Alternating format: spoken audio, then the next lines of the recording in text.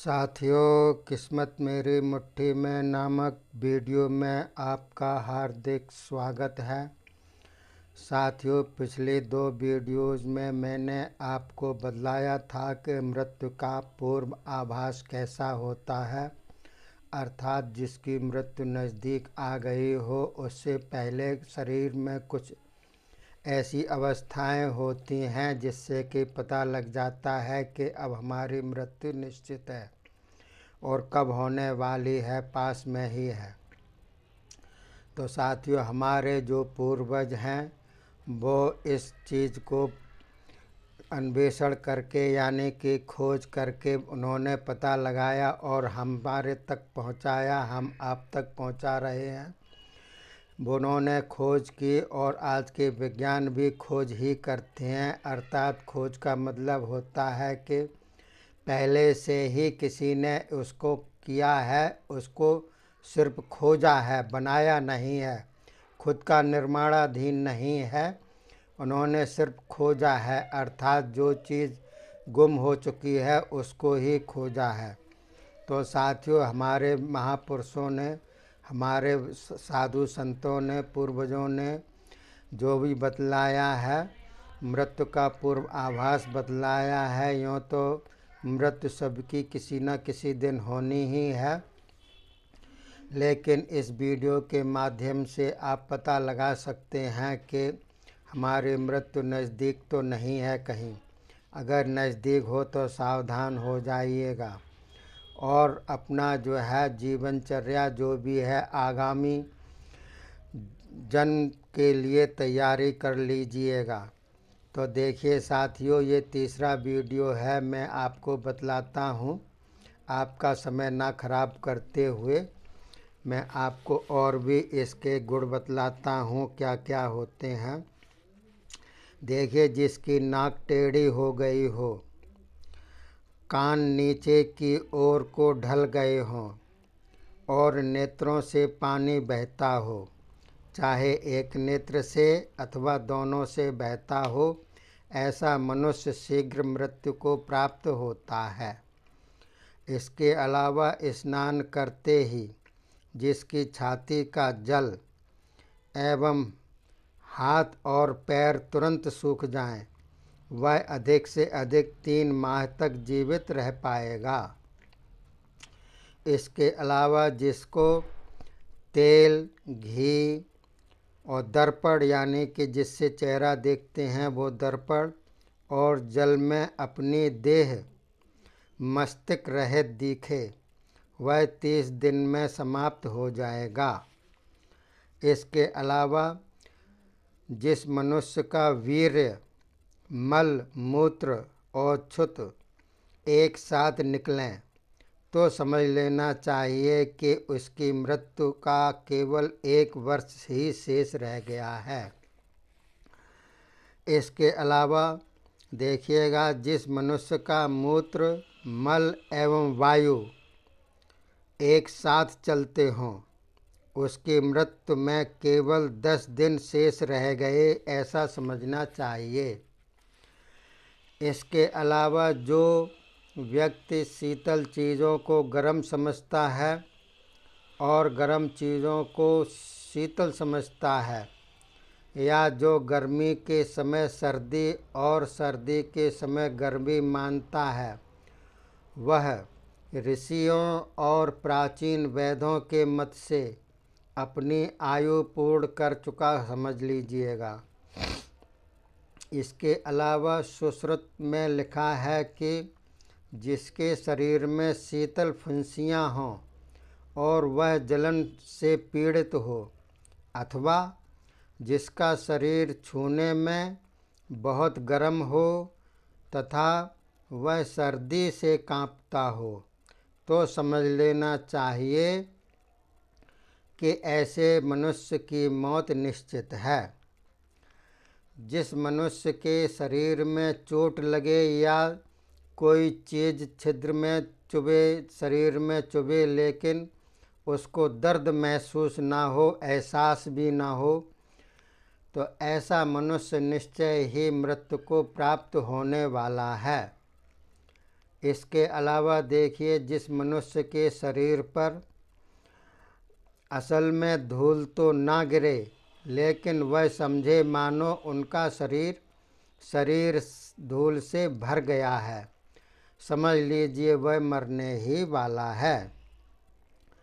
इसके अलावा जिस मनुष्य के स्नान करने और चंदन आदि लगाने पर भी नीली मक्खियाँ आकर शरीर पर बैठें या चिपटें, उसकी उम्र पूरी समझ लेनी चाहिए हो चुकी है, यानी कि वो कभी भी मृत्यु को प्राप्त हो सकता है। इसके अलावा अंगों का अत्यंत सुर सपने से जिस मनुष्य को जूं और मक्खियाँ इत्यादि सेवन करें या विरसने से छोड़ें दें, तो वह 1 वर्ष भी मुश्किल से जीता है।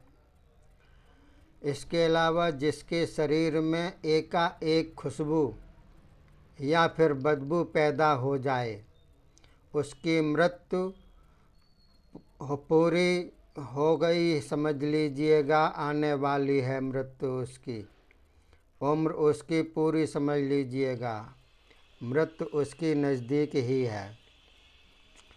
इसके अलावा जिस व्यक्ति को खट्टे मीठे आदि रसों का ज्ञान न हो या उनको विपरीत भाव से समझे, वह भी मौत के मुँह में जाने वाला है, ऐसा समझिएगा।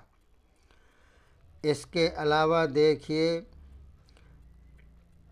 जो मनुष्य काल अवस्था दिशा और भावों को उनकी असलियत से समझता है, अर्थात सवेरे को दोपहर या संध्या समझे और संध्या के समय सवेरा दोपहर आदि समझता हो, तो ऐसा विपरीत समझने वाला समझ लीजिए ज़्यादा दिन तक नहीं जीता है। जो व्यक्ति दिन में चमकते हुए तारे अथवा चंद्रमा की ज्योति देखता है, उसकी यह लीला भी समाप्त हुई समझना चाहिए।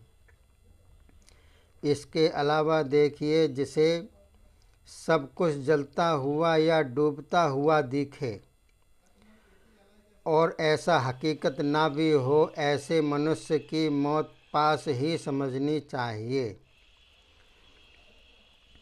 इसके अलावा देखिए, जो मनुष्य चंद्रमा की चांदनी में या सूर्य की धूप में या पानी में अपनी परछाई नहीं देख सकता, यानी देखने पर दिखाई नहीं देती अथवा जैसी होती है वैसी दिखाई नहीं देती, ऐसा मनुष्य मृत्यु के निकट समझ लेना चाहिए। और इसके अलावा देखिए साथियों, जिस मनुष्य की लज्जा, कांति, बुद्धि, ज्ञान एवं स्मरण शक्ति अकस्मात नष्ट हो जाए अथवा जिसे सहसा ही तेज ओज, स्मृति और कांति प्राप्त हो, ऐसा व्यक्ति निसंदेह मर जाता है। या फिर जिसका निचला ओठ नीचे की ओर लटक जाए और ऊपरी ओठ ऊपर की ओर चढ़ जाए अथवा दोनों पकी हुई जामुन के समान हो जाए, यानी कि जैसा कलर जामुन का होता है वैसा ओठ के कलर हो जाए, उसका जीवन दुर्लभ समझना चाहिए। इसके अलावा जिसके दांत लाल या काले रंग के हो जाएं अचानक या टूट टूट कर गिरने लगें अथवा उन पर खंजन पक्षी के समान सफ़ेद चित्तियाँ पड़ जाएं, उसकी मृत्यु समीप ही समझनी चाहिए। इसके अलावा जिस मनुष्य की जीभ काली, लिसलिसी सी, सूजी सी या फिर कड़ी या खुरदरी हो जाए, वह शीघ्र ही मरने वाला है। इसके अलावा जिसकी नाक टेढ़ी हो जाए या सूख जाए या भीतर को धंस जाए अथवा उसमें से फुंकार शब्द निकले, तो ऐसा मनुष्य मर जाता है। इसके अलावा जिसके बाल अकस्मात घुंघराले हो जाएं, भौहें सिकुड़ जाएं और आँखों की पलकें गिर जाएं अथवा अंदर की तरफ चली जाएं, तो वह मनुष्य चटपट काल का कलेवा हो जाता है। यदि यह लक्षण रोगों में पाए जाएं तो वह 3 दिन में मर जाता है, और यदि सेहतमंद में पाए जाएं तो वह 6 महीने में मृत्यु का ग्रास हो जाता है। इसके अलावा देखिए, जो मनुष्य अपने सिर को नहीं संभाल सकता, यानी जिसका सिर गर्दन पर नहीं ठहरता और जो मुँह से दिए अन्न को नहीं निगल पाता, जिसके नाखून 3 उंगलियां बीच की जो होती हैं हाथ की, और दांत सूखने लगें अथवा टकटकी बांधकर एक तरफ देखता रहे, तो जो मूर्ख सा हो जाए उसकी इस जगत में विदाई समझनी चाहिए। तो देखिए साथियों, ये मैंने कुछ ऐसे पॉइंट बतलाए हैं आपको कि मृत्यु के पूर्व का आभास बतलाते हैं। अगर ऐसी आपके हो स्थिति या किसी की भी स्थिति हो, आपके रिश्तेदारों में या पड़ोस में या कहीं भी, तो उसको आप बतला सकते हैं, सचेत कर सकते हैं, तो वह जो है संभल जाए और अपने नियम संयम का, खान पान का विशेष रूप से ध्यान रखे, तो मृत्यु आगे को भी टल सकती है। और नहीं तो जैसा कर रहा है वैसे ही करता रहेगा, तो जो पूर्वजों ने बतलाए हैं, योगी ऋषियों ने इनके लक्षण बतलाए हैं, उसी समय उसकी मृत्यु होने का बतलाया गया है। शेष भाग आगे वीडियो में देखिएगा।